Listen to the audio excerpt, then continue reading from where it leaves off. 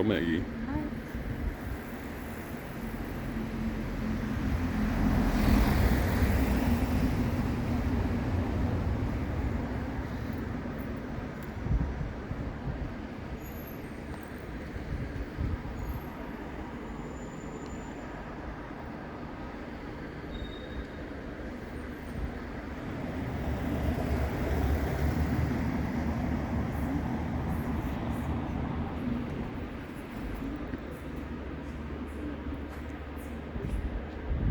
Our hotel's down that way.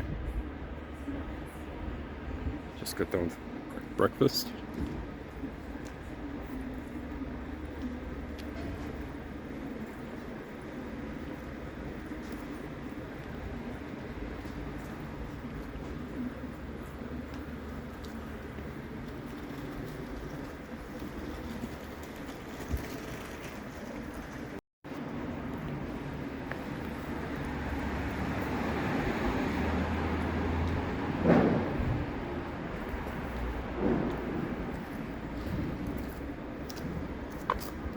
Traditional clothing.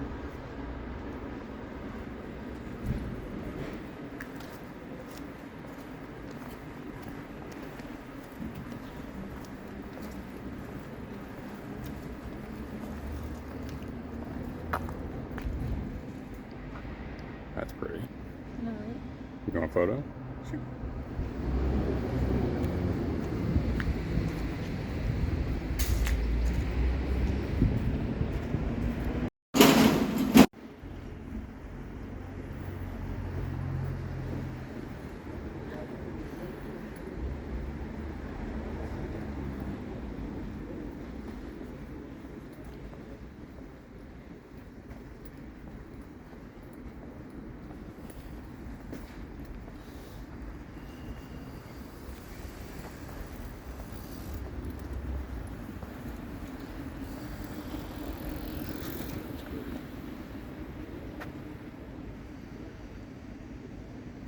Stop by this church real quick, and then there's a couple bikes coming, so we'll wait.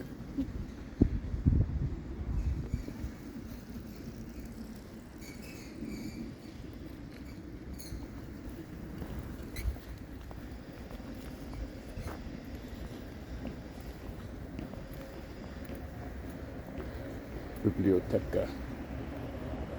Library.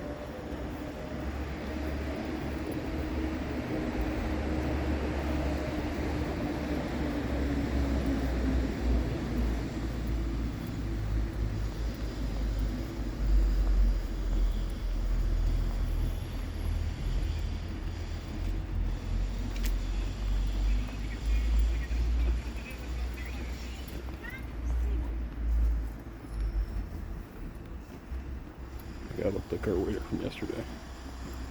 What? Guy looked like our waiter from yesterday.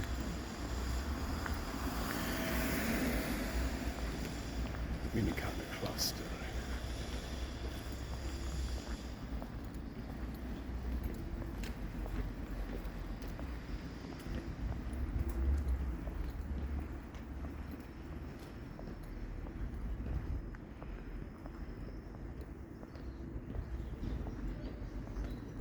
Look at this.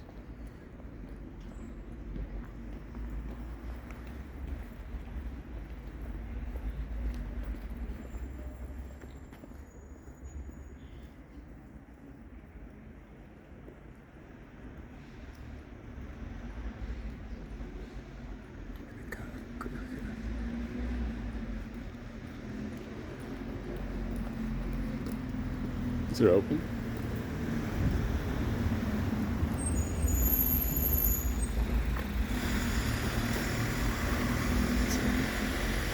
Just saw people walk out.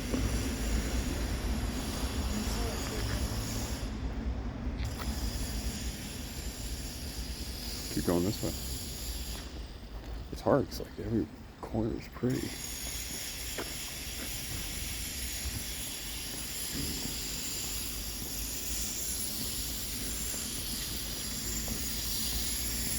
There's just no garbage anywhere. Literally. Zero. There's like zero garbage. Like a truck.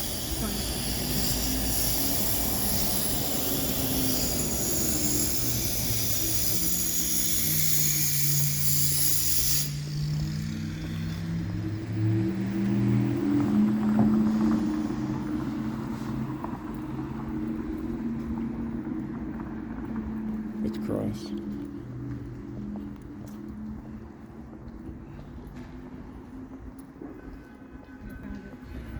Found the one piece of garbage in Vienna. That's probably 2 seconds ago. It's on its way to pick up the garbage. That must be like an embassy. Here it comes, pick up the garbage. Look, every corner is just so fucking pretty.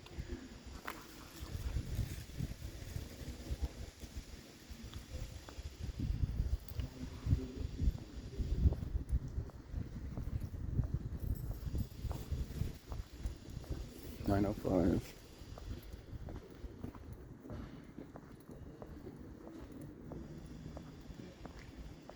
Vinotek. Vinker.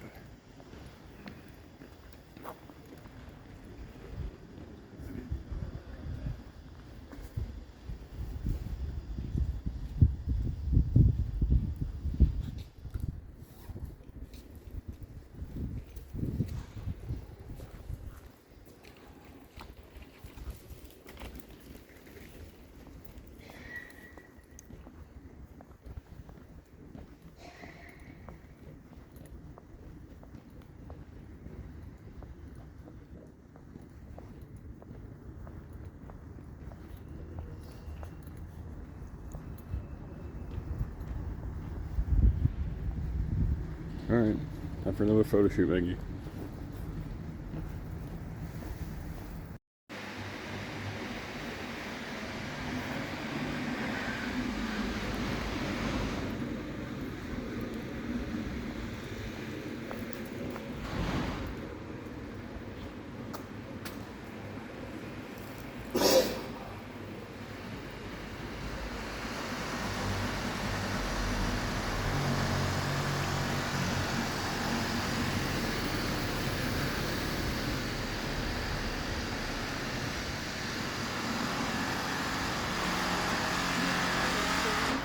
Huh? Oh, doors.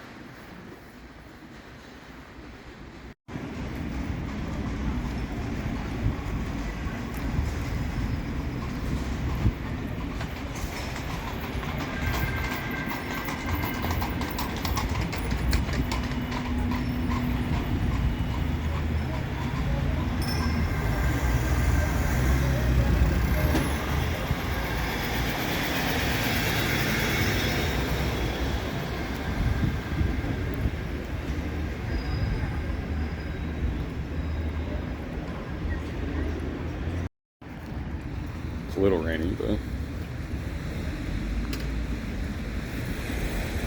that might be our guy, Meg.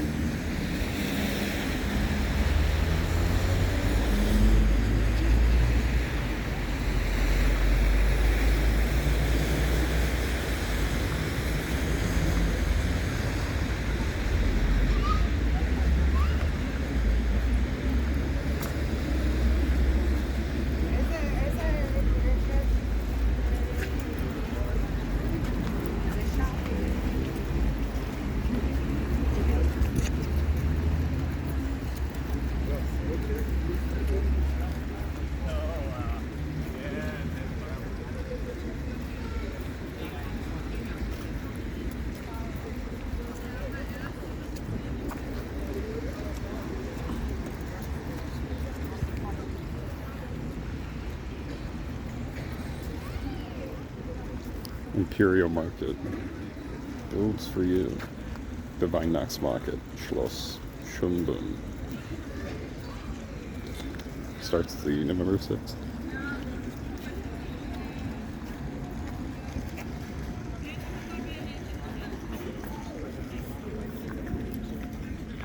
Here, come with me to check in.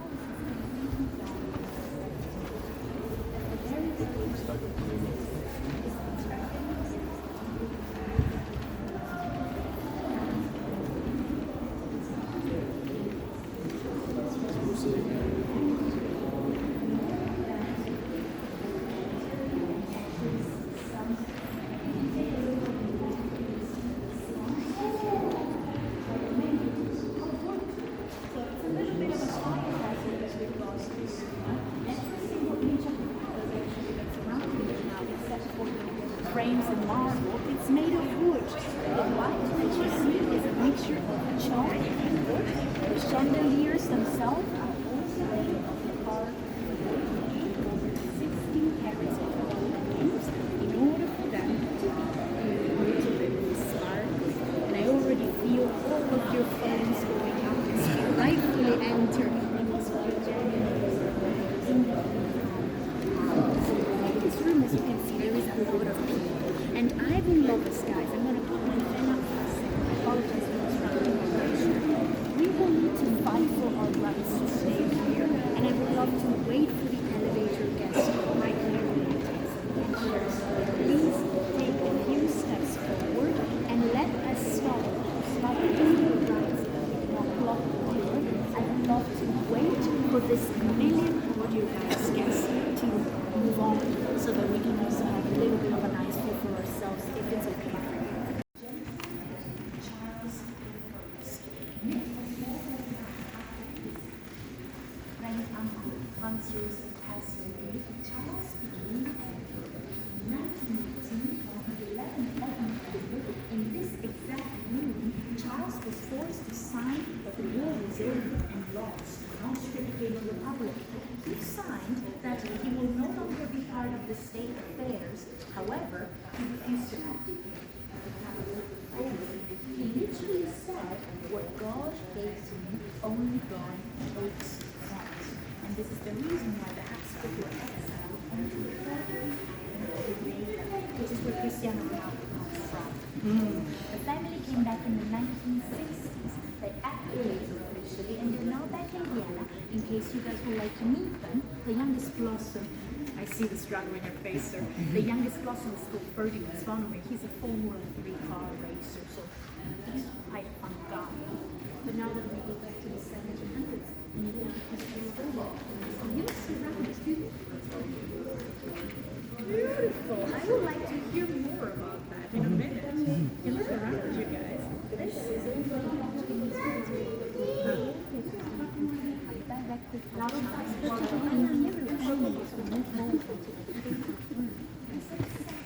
1700s.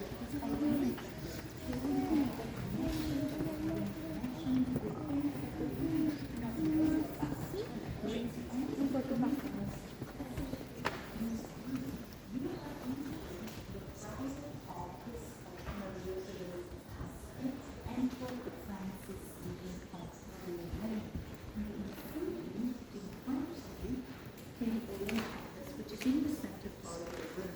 The room is telling us a love story, guys. The two of them were like peanut butter and jelly. They were really, really good together. He hated politics. She was born to do politics, and so she took care of all of the politics. He took care of the schools, of the botanical garden, of the public hospitals that he opened. He opened the largest mineral collection in the world, but unfortunately passed away in 1765. Maria Theresa lived another 15 years and gave away all of her dresses. She officially became a widower and lived like Queen Victoria, always thinking about her noisy, her tiny mouse. The two of them loved each other so much that she decided, that she decided to redecorate completely the room they were in a mourning style. You can see that the room is talking about death, basically, despite every single panel that we've got in here not mentioning anything about death. It's the color black that she removes. You can all take a few steps forward, please. The color black that she removes from the original context that originally are telling us life stories of the daily court of Beijing that are now removed from the cultural context and established in here. We can go forward to simply show us the immense love that this lady had for her husband. The two of them, oh, hello honey. Oh, your mama's there, I can see her. There it is, beautiful. Sophie pourquoi ça?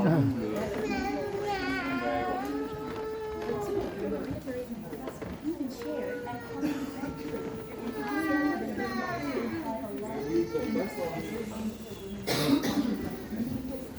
decorations that we've got in this room are very modern.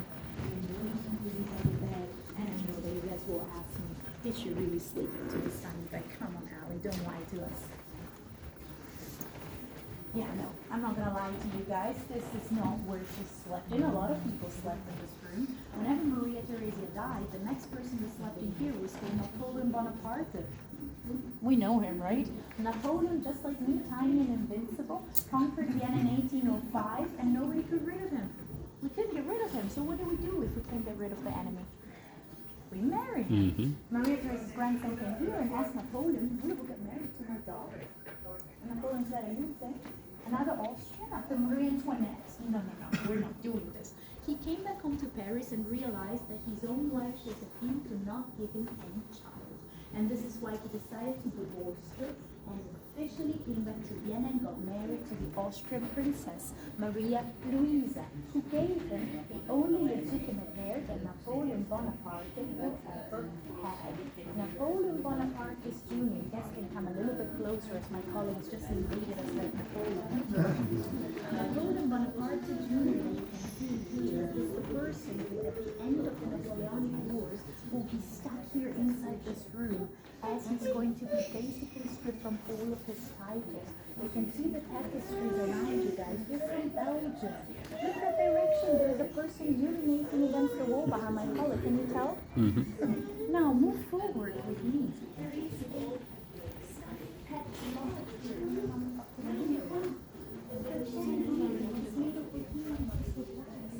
This room is decorated under Napoleon Francis, who lived and died through the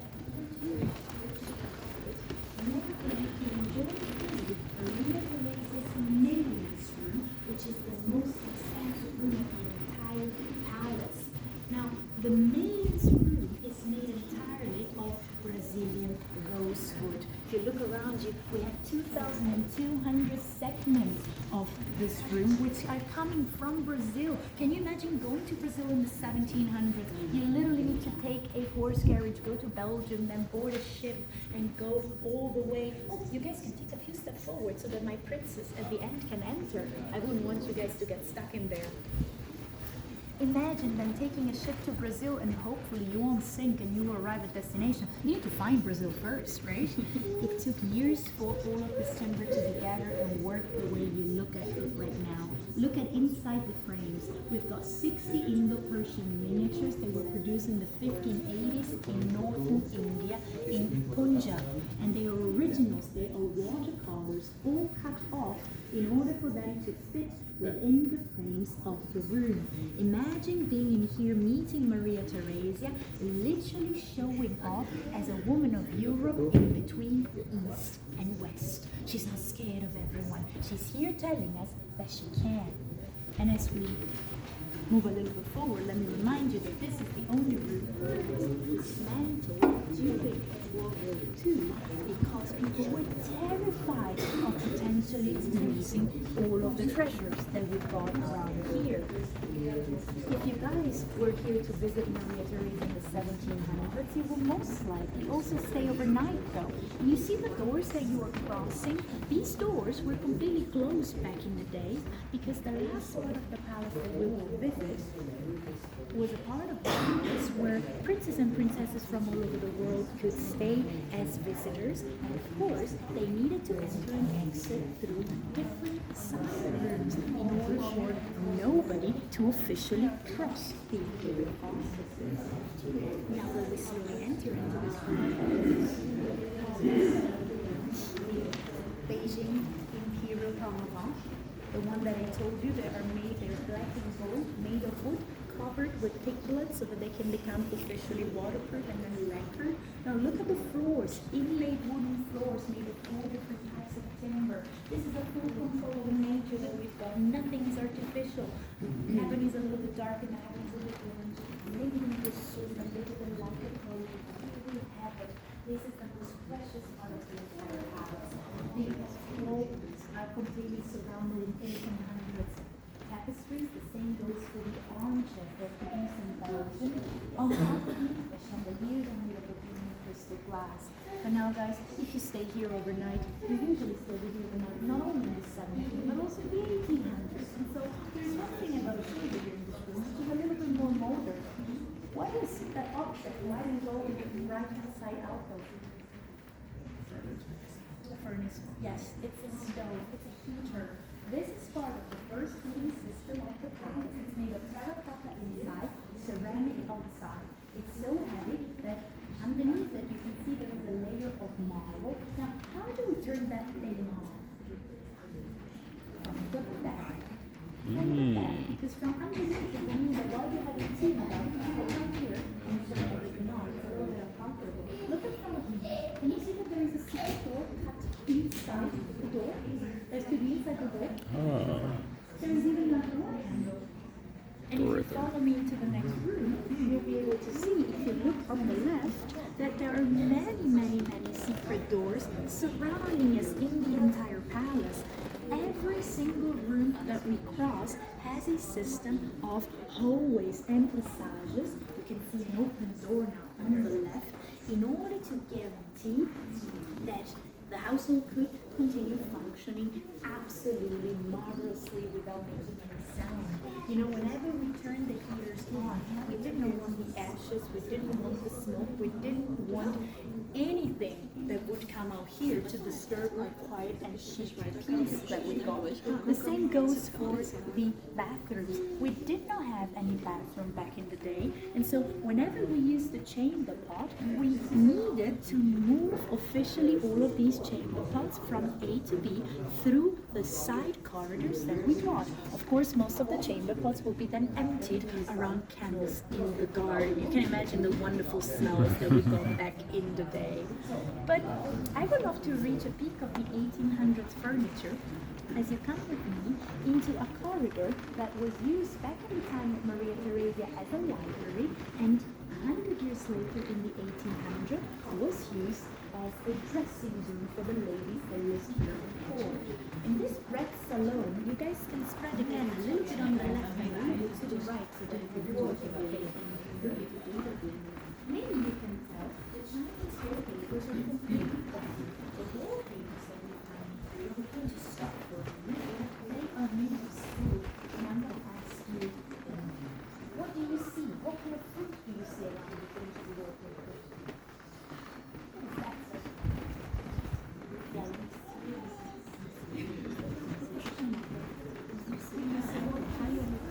This has a Chinese wallpaper too.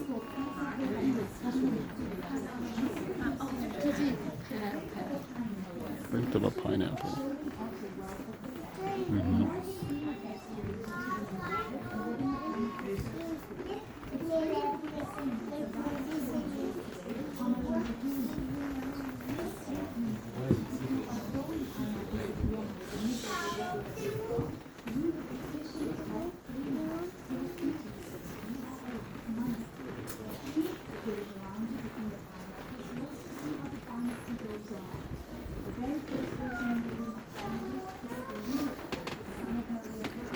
Leopold.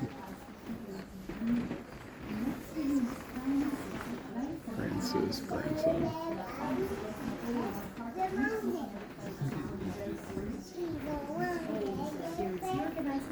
If you move a little bit forward, you can see his son Ferdinand. Look at Ferdinand's head.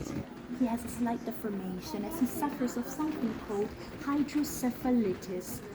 Ferdinand and his wife Maria Anna, since he was very, very sick and suffered of narcolepsy, seizures, and so on, they were forced to abdicate in 1848 during the People's Revolution.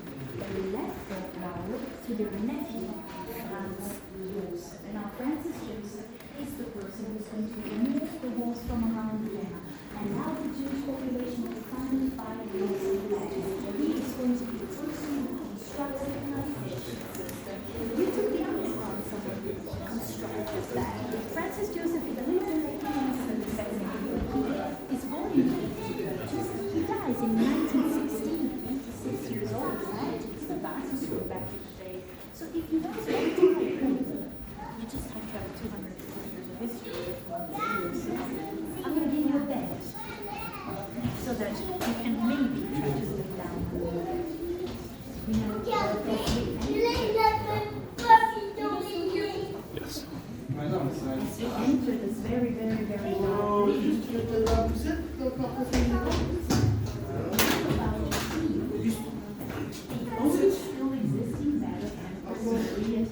Mediterranean bed. This bed has been constructed in the year 1737 in honor of her wedding to her princess. You can all come forward so that all of my princes can see it. The bed is original. Imagine just preserving this real velvet silk, and when you can see the gold up there, that is real gold thread. Imagine how much Oh, wow. it touches somehow, even the canopy is original. Maria Theresa never really slept in here though, because this is where, as we move forward, she presented her children home to. Maria Theresa, every time she would give birth to a child, she would be powdered up and wigged up. She would be sitting on top of this bed and to officially show her revenge. She's born as the last one standing. Guess what? She had 16 children, 10 out of which will survive until adult years. Unfortunately, many of Maria Theresa's children died of chickenpox. And in the last tea pursuit that we were visiting, I would love you guys to all go forward to the right-hand side, where you will see the beautiful place of most of the children of Maria Theresa. Pointing towards you for this is the Tinder of the century, pretty much. You can imagine. This is the way people mix and match with children. The children are all Polish and they're all shown as adults. It would happen very, very rarely that people can be promised to All their children. See the pineapple. Yeah. Fancy. Yeah.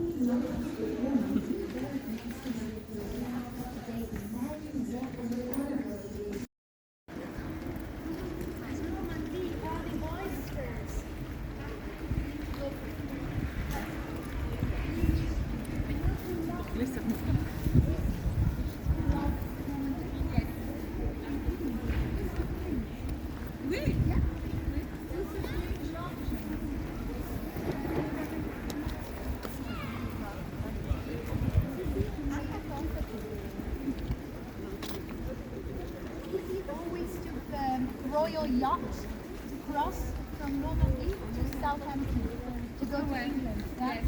He took the ferry and sometimes the royal yacht of Queen Victoria. Yeah, and she never paid for it, and she never said thank you. Because Queen Victoria didn't really like yachts. And how do you feel about the Louvre? You guys hear what happened at Louvre? It was crazy, right? Instagram is going wild on so many people just dressing up in like the rockets at the Louvre right now, having dinner with a crown on their head. The way they literally just entered and took everything alive. It's incredible. This happened in Schönbrunn, by the way. In the 1990s, there was a special exhibition in Schönbrunn with some crown jewels. And a gentleman from Canada called Gerard Blanchard parachuted himself on top of the Schönbrunn Palace, entered through the gift shop, took the diamond stars of Empress Elizabeth, put it in his pocket, and went back to Canada. And he was arrested 20 years later in the early 2000s because he robbed a bank. And he said, by the way, I still have Cece's diamond star. And he's free now. For all my Canadian friends, he's cooperating with the police because he's a security system expert. You can Google him, it's not a made up story. It sounds fascinating. He was also very handsome. He had like 30 different passports. Looked grand in every picture.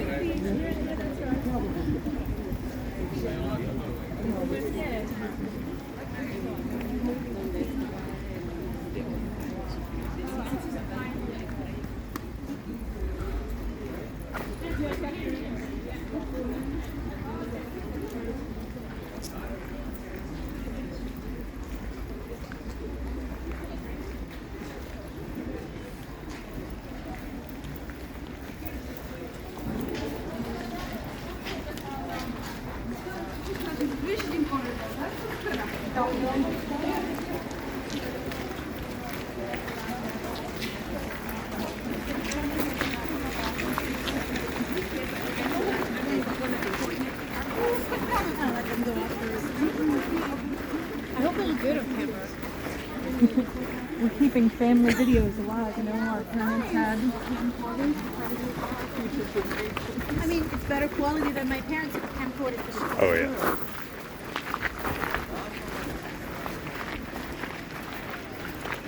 Да, Рапопельский мост.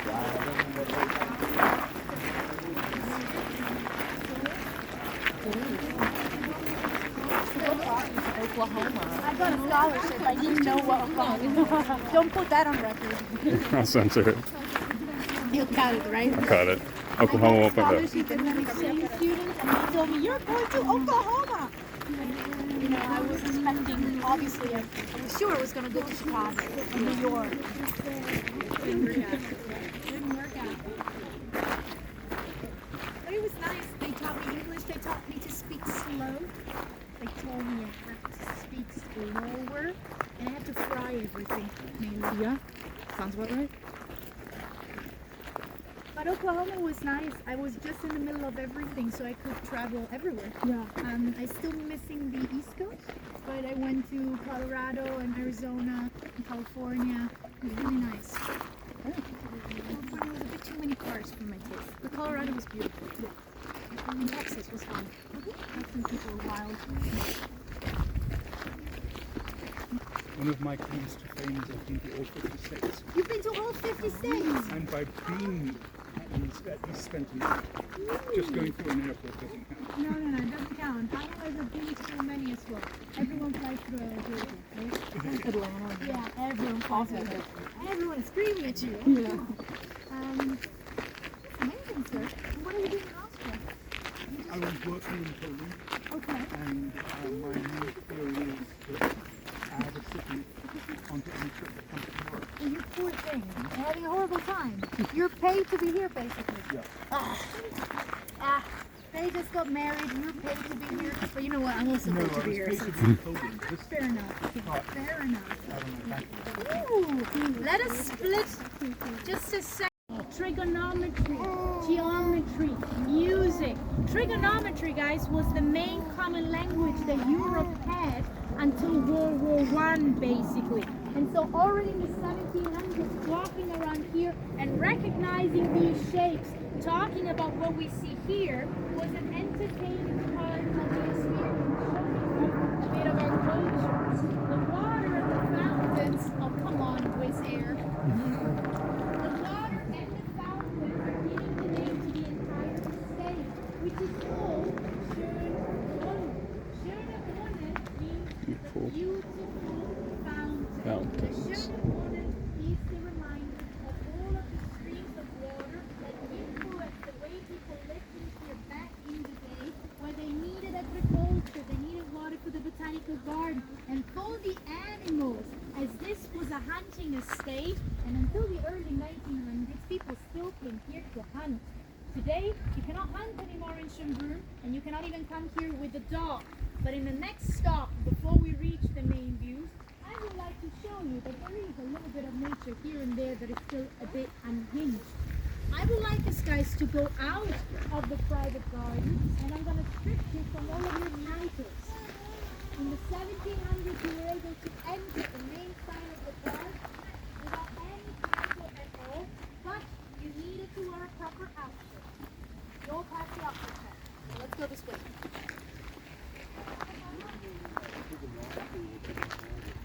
It is the only thing, symbol, it is the only theme that Europe had in common, basically. Because all of the children had to learn history of their own country. And then music, something with their where they were. Then, trigonometry, it's a bit mess. They wouldn't talk, but for example, sir, that's a very good question. It's a bit advanced. We're going to go underneath the program so you can take an picture. If you take a look at Egon Schiele is one of the most important expressionists that we got. All of his faces and all of his human bodies, they're all made of triangles, of 90-degree angles, of squares, of cubes, in order to merge it all together. He gave a mental structure to the children in a time where we didn't have a common language, in a time where all of a sudden 2 million people came in Vienna in the 1900s. Everyone spoke their own language, everyone had their own religion, because it was allowed. And then we kind of lost a little bit of an identity. The idea was we follow the empire. How to inspire and father the Europe and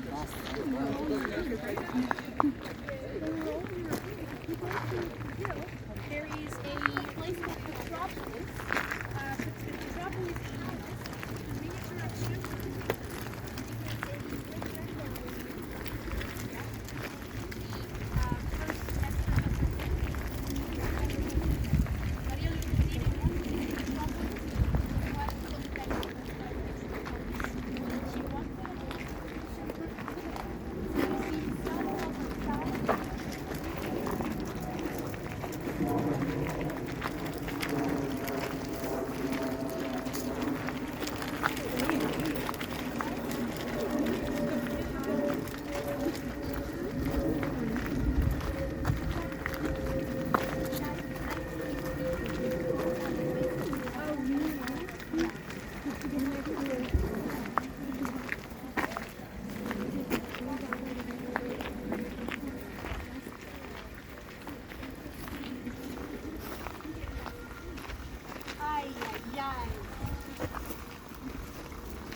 I don't know how much you guys know about ducks. Don't know if your daughter is a duck fan. Look, these are the laziest ducks in Europe. Can you see there is a ramp at the outer end of the fountain of the pond, so that they can actually go in and out undisturbed. I don't know how much you know about ducks, but the colorful ones are men. They need to impress the lady. You can see it's 2 against 1. She might choose eventually, and they all need to make themselves gorgeous. They are called Germanos. They're actual German sows that we got in here. But now, here we got the lady. Oh, if they go out, I never see them going out on a tour. Prepare your cameras if they decide to go out, because it's quite funny looking. always distracted by children, and that's incredible. I was actually about to tell you around here, guys, there are so many animals. I told you briefly, dogs are not allowed here around the park. As a matter of fact, we've got a natural reservoir around Schönbrunn. Nobody is allowed to come and hunt today, and most of the ducks, parents, deer, squirrels that we find in here, they need to also stay in here. The same goes for the trees. You are now in a beautiful example of a bouquet that we saw. The pine trees have been here since after World War II. I cannot tell you that those are 300-year-old pine trees. You see they're a little bit younger. They're located here just according to the plan of Maria Theresia to show us a little bit of the geography that you had back in the day throughout the empire, so that the people that came here without titles, they could read it. It's amazing. It's about the acoustic family. We had a house in Odessa, in Paris, in Vienna. No, it's from 20 years ago. Excellent to all. I mean, it's not that old, but it's no. It's still the hair, so the animal hair. H-A-R, hair with animal. Oh wow. You love it, and I think it kind of speaks to you after you told me the story. Yeah, of course, they sell art in Germany. They sell it. Yes, it's quite. The original one was for me. It's an English one. It's gorgeous. Thank you. That's okay. I don't remember anything of my background in France, and it was not so exciting. What did you study? I studied anthropology actually, and then I did a little major in Austrian history, but then COVID hit and I never wrote my master thesis, so I never finished. But I studied at least. You know, I'm not allowed to call myself a historian because I don't have the paper telling me that. I'm an anthropologist. I didn't hear the wow, probably because you're just tired, but you're taking pictures, which I'm assuming is a good sign. Welcome to the Grand Parterre. If you turn around, you will see the main staircase on the opposite side of the palace where we started from. That is your exit.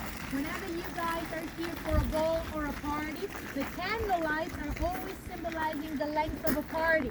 Whenever the candlelights are shut down, they're always recycled because people are very mindful about expenses. And then people would open these doors, you would exit through the garden, and you'll be surrounded left and right by a total of 33 statues, fake Greek and Roman statues constructed in the 1770s by a German sculptor showing us Greek mythological figures and Roman heroes witnessing the power of the Hofburg all the way until the main fountain in front of you, which is the Neptune Fountain. You go to Versailles. The Neptune Fountain is in the very center part of the grounds, which are triple, 3 times the size of Schönbrunn. The Neptune Fountain is symbolizing also the navy power that Maria Theresia had over Italy and over the Balkans. But look what's on top of the fountain and the magical hill, which is a big problem.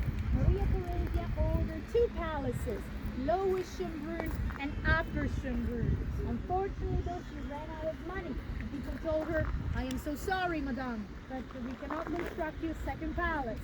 She wrote a beautiful letter to her daughter Marie Antoinette, and especially if you speak French, but also if you don't, please, if you want to have a nice, fun, jolly holiday, read the letters. They're all published in a book between Marie Antoinette and Maria Theresia. They're hilarious.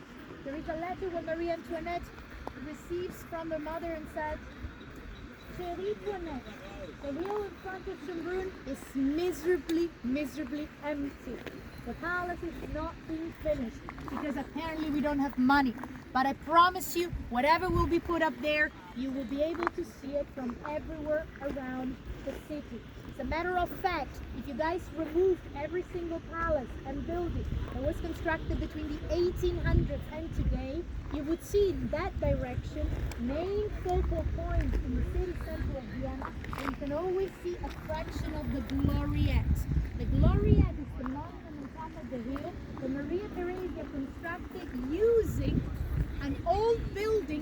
did not use anymore. She recycled the material to make it less expensive and produce a sort of triumphal art dedicated to her military glory. In the latest years of her life, Maria Theresia was not able to walk anymore because she had a heart insufficiency. And so she moved her apartment from the main floor to the ground floor, and she was pushed on a wheelchair all the way down to the hill. She would then be carried up on top of the hill, and she would have breakfast inside the gloriette. If you guys would like to feel as royal as you are indeed, it's a 25 minutes walk from here all the way up the gloriette, where you'll be rewarded not only with fantastic views, but also a coffee house. If you guys would like to go for lunch and you don't want to leave the estate, inside the 3 central arches, the Café Gloriette will offer you a proper goulash and a proper apple strudel with cream, because we only have it with cream. You guys want a sandwich as well? Yes, it's expensive.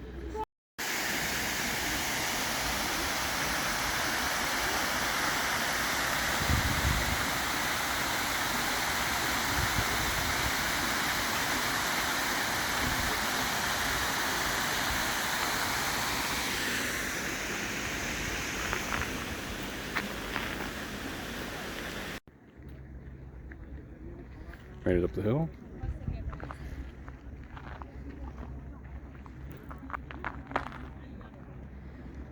There's Vienna.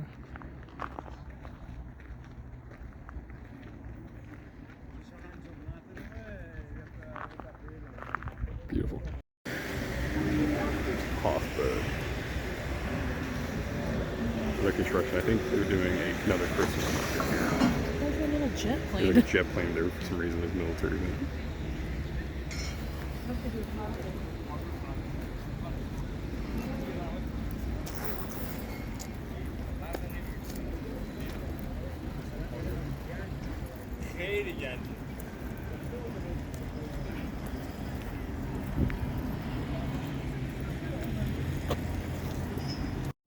And also on the other part, Imperial Palace. One family's home. And this is the entrance to the church. And if you want to have a look on it, and it's really beautiful. Do you think 5 minutes are enough? sure. I will stand here, I will wait for you here for not to bring us in trouble.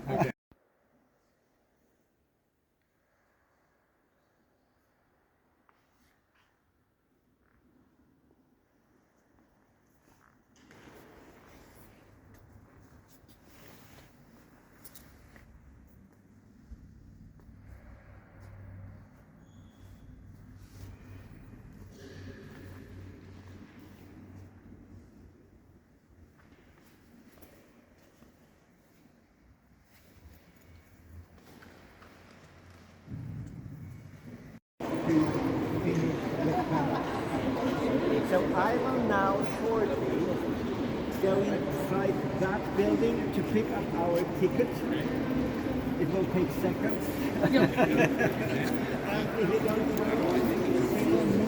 over there, within a few minutes.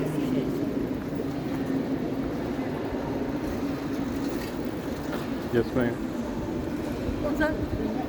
No, he was telling us that that's what inspired his career.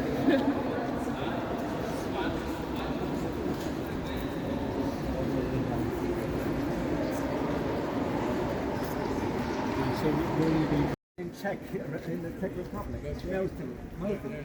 And don't take me wrong, sir. Okay, no. The only thing which is true is the title, the entrance. Yeah, it doesn't matter. We're still going to. Now you're going to. Yes. Now you're going to tell us the true story. Yes, I will. Also, I've not seen the film that the French all watch with Remy Schneider. Yes, so, and this is why here in our mind, without that film, no one would remember Elizabeth, but he's never ever important. So none of the people would recognize, would remember Elizabeth. All the French know about it. Yes, everyone knows her, but I don't understand. It's Maria Theresia being important for the family. Exactly, yeah. So she didn't do anything. But we will talk a bit of her. So if I'm gentle and I try to be obviously hearing India. And then you can see the coach sitting in the Francis beside his wife in the podium with Maria Berlin. She was a Bavarian princess. And these are wonderful. Nicola was heavily ill, so no one expected to see him again living. But because he took care of him beautifully, he was able to get out again.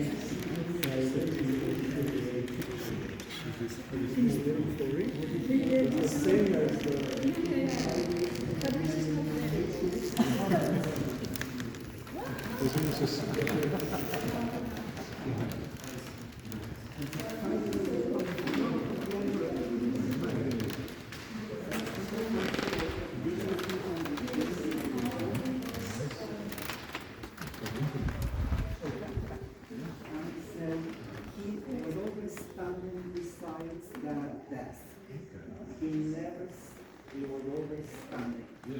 And you see on top of it there is a list. A list of the persons and a list of the motivation of the audience. Why they came. And so the audience lasted 3 minutes. Okay. Wow. And he did 100 audiences a morning. And it is really, he remembered every person he ever met in an audience by name and by the motivation of the audience. He remembered all of them.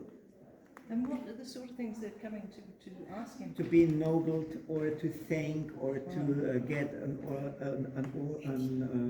honorification or something like that from the imperial. So you see him there on the painting at the age of more than 80. Yeah. And in that moment, the court thought, okay, he's old, so we will have to take care of him. And so he only had to do 50 audience a morning. Only. In the corner, this is a stove. Yeah. And you need to know that all the servants were moving inside the walls. They were not allowed to come here, so there is a labyrinth inside the walls, and all the stoves are heated from the back part. All the chimneys are between the walls, and so they were only accepted between the walls, but not in the representative part of the palace.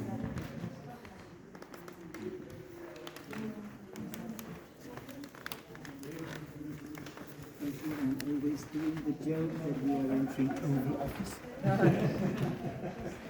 This is the view of the room, so this is the conference room. So here was sitting the government, if you want, like that.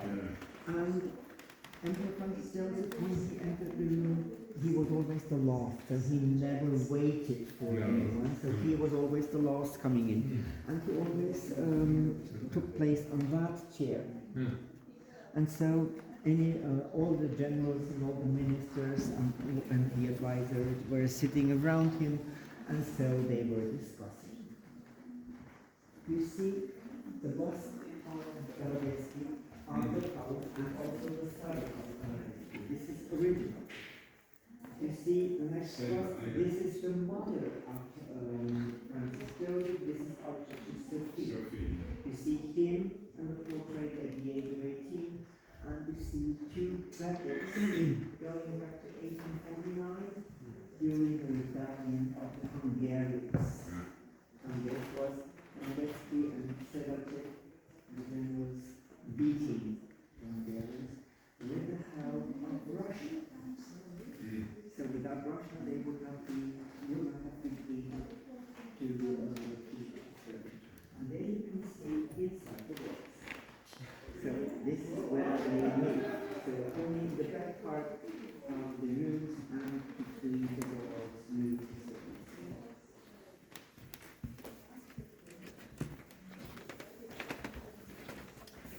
And we are entering the office of Emperor Francis Joseph. So he was used to to stand up very early, to wake up at 5 o'clock, and so 5:30, he took place here on the desk, and he started working all day. So breakfast, lunch, all at the table. So we didn't interrupt working. He was always here. The portraits of Elizabeth are not private. That officially we didn't know that they exist till the death of the emperor, because showing the wife, the empress, with opened hair and with naked shoulders would have been an absolute no-go. And so this was only for private belongings of Emperor Francis Joseph. They are from Winterhalter again. And you see the pattern in the furniture and also on the walls. The center reminds of a pineapple. And so we are speaking of pineapple damask, and only in an imperial palace is pineapple damask. So the moment you see pineapple damask, you know I'm in an imperial palace. Also a lot of photos of the family, so he really loved his family. He was a family man. In different stories, he only loved herself. Big beer. And so we are now entering his sleeping room.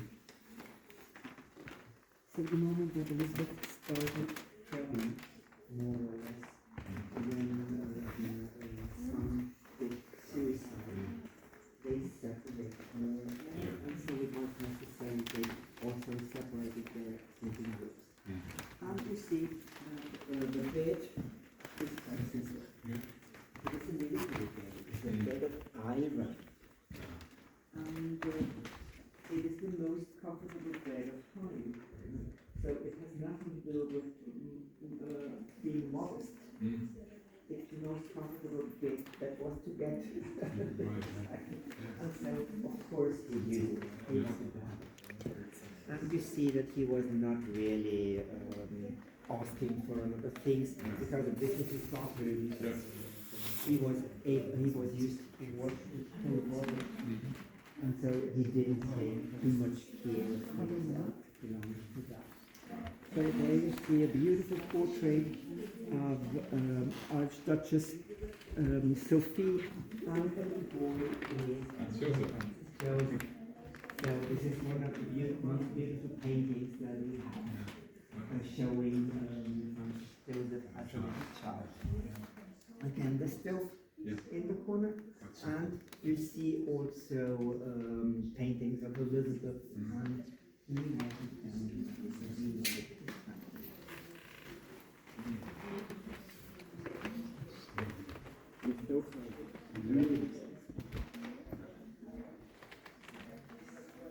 And so we are entering, finally, there is something to eat. And if you look to that painting, how is it possible to have the decoration that high? Oh, you mean because they don't Yes, they didn't talk across. It was not accepted at the court to talk to other people than the person on your left and on your right hand side. So therefore the decoration could be that high. And if you see a lot of glasses, there is a green glass. Do you know why there is a green glass? Is that for toast? No. The wine growing along the Rhine Oh, yes. always is a bit with is a bit with like fog inside, and so they can filter out with green, and so it seems to be clear. So this is typical for Rhine wine. So for Rhine wine they use green glasses. Grow flowers.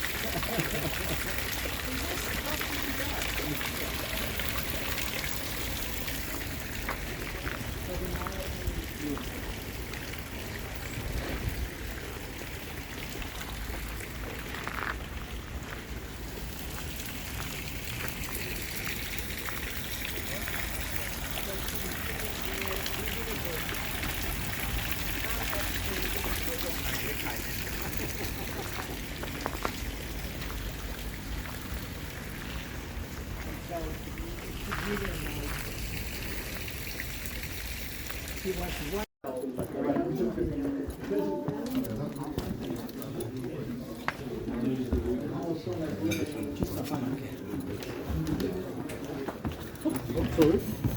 Thank you. Have a nice evening. Bye bye.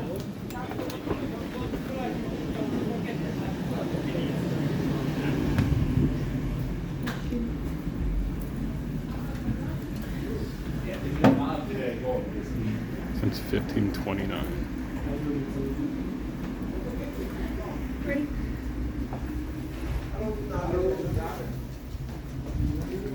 Barco. The graffiti alley.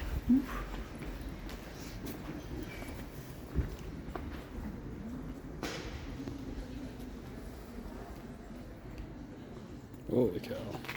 That was good.